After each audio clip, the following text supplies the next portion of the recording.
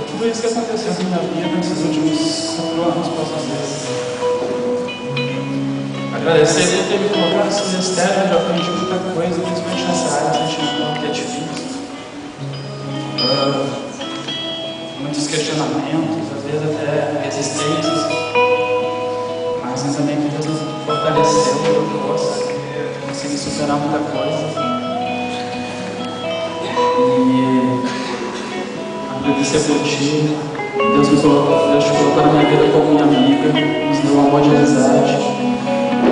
Depois passamos a ter esse relacionamento mais sério, dois. E eu sempre estou no amor.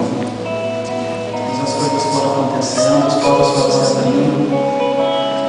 Algumas dúvidas, mas olhando com os sinais, Deus foi fiel e foi dando esses sinais.